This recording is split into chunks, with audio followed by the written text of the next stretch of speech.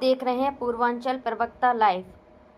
उंगलियां स्क्रीन पर हैं, पर रिश्ते छूट रहे हैं। आभासी सी जीत में कहीं अपने टूट रहे हैं। जो खेल जो कभी आंगन में खिलखिलाते थे, आज बंद कमरों में वो मानसिक सुकून लूट रहे हैं। ये पिक्सेल का नशा है या कोई गहरा रोग है? जीत कर भी हार रहा आज का हर वो संजोग है। आज का विषय बहुत ही गंभीर है। वर्चुअल दुनिया का real depression, online gaming, dopamine loop और बदलता मानवीय व्यवहार। नमस्कार, मैं हूं आपके साथ डॉक्टर कंचन जैन। आज हम एक ऐसी महामारी से जूझ रहे हैं जो बिना किसी शोर के हमारे घरों में दाखिल हो चुकी है। ऑनलाइन गेमिंग अब सिर्फ मनोरंजन का साधन नहीं रहा, बल्कि यह बालकों और वयस्कों दोनों को गंभीर मानसिक विकृतियों से जूझने पर मजबूर कर रहा है। हालिया न्यूरोसाइंस और कई महत्वपूर्ण शोध जैसे जर्नल ऑफ बिहेवियर एडिक्शंस की रिपोर्ट यह बताते हैं कि जब कोई व्यक्ति लगातार हिंसक या अत्यधिक प्रतिस्पर्धी ऑनलाइन गेम खेलता है तो उसके दिमाग में से डोपामाइन नामक न्यूरोट्रांसमीटर का संतुलन स्राव इस कदर असंतुलित हो जाता है कि वह किसी को भी नुकसान पहुंचा सकता है। इसे साइंटिफिक भाषा में डोपामाइन लूप कहते हैं। गेम्स में मिलने वाले रिवार्ड्स, लेवल्स और पॉइंट्स जैसी आभासी जीत दिमाग को बार बार वही उत्तेजना पाने के लिए मजबूर करती है। परिणाम, जब गेम खेलना बंद हो जाता है तो वास्तविक दुनिया उन्हें फीकी, उबाऊ और तनावपूर्ण लगने लगती है। यहीं से शुरुआत होती है एंजाइटी और डिप्रेशन की।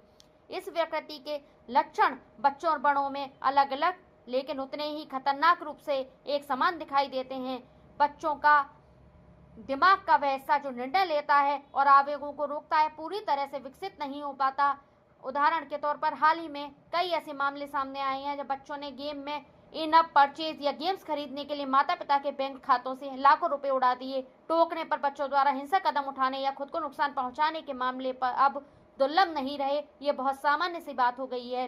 गेमिंग की लत, बच्चों में अचानक अत्यधिक गुस्सा आना जैसी समस्याएं, आंखों की रोशनी, खाने में ध्यान न देना जैसी गंभीर समस्याएं पैदा कर रही है। वयस्कों में यह लत वास्तविकता से भागने का जरिया बन चुकी है। उदाहरण के तौर पर वर्क फ्रॉम होम या ऑफिस के तनाव से बचने के लिए शुरू हुआ गेमिंग धीरे धीरे अनिद्रा का कारण बनता जा रहा है।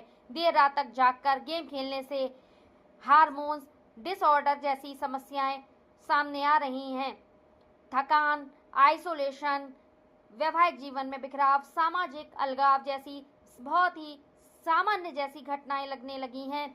अगर हम इसके मुख्य कारकों को समझे तो तीन चीजें सबसे बड़ी खलनायक के रूप में सामने आती हैं। समाज और परिवार में संवाद की कमी, गेम्स को मनोवैज्ञानिकों की मदद से इस तरह डिजाइन करना कि यूजर उसे छोड़ ही ना सके, जैसे कि नशे की लत।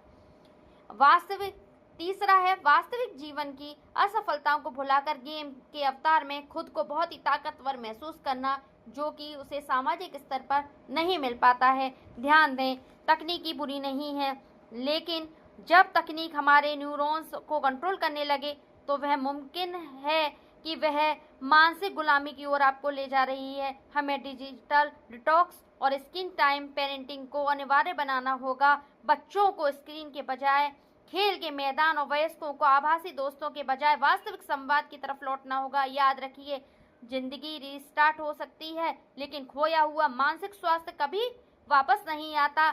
जो समय खो गया सो खो गया। अपनी राय कमेंट्स में जरूर दें। धन्यवाद।